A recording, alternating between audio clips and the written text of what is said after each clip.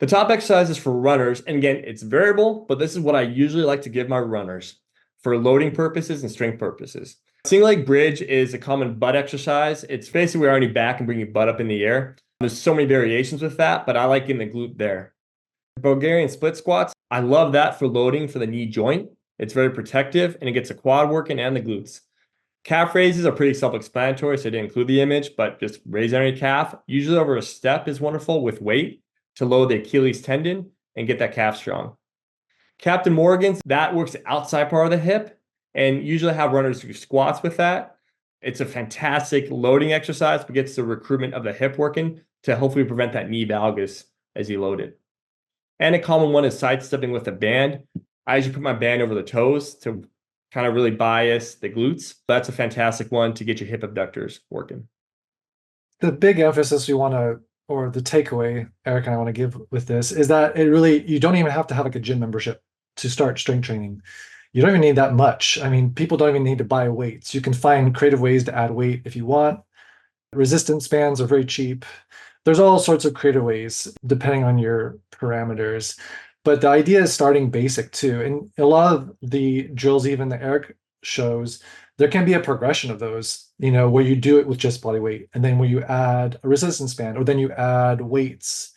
The key is healthy progression so that tissue has time to adapt. My sort of baseline often of approaching runners from a coaching perspective, I would definitely encourage calf raises, and calf strength is so foundational to distance running because of that Achilles dynamic and how they interact. Without a strong calf, basically, both speed suffers, injury risk heightens, and often biomechanics also get involved. There's a lot of things that start there. So simple calf raises, they can be adapted in a whole number of ways, adding weight on a stair, doing them single leg, but the foundation being start making sure calves are strong. I have some videos that summarize a pre-run warm-up routine, which it's serving multiple purposes. It's warming up limbs from being stiff, but it's also reinforcing mechanics. And in some of the cases, like with the lunge matrix squats, which are just body weight squats, and single leg balance, it's also strengthening in a fine-tuning way a lot of these things. So again, it can be 5 minutes before you run where you could do some basic strength training. Nothing intense, but just activating the sort of neurological system at one. It's getting the blood flow, it's warming it up, it's doing a lot of good things. There are things you can fit in around a run, separate from a run. I do emphasize core strength as well. That's for posture, for good breathing.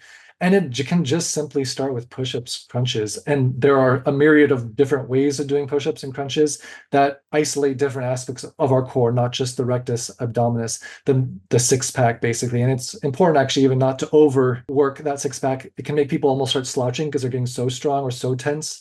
But making sure you're taking care of the obliques, the side muscles, and the back muscles, everything that's keeping that posture up, airways open, and the biomechanics centered in terms of their gravity.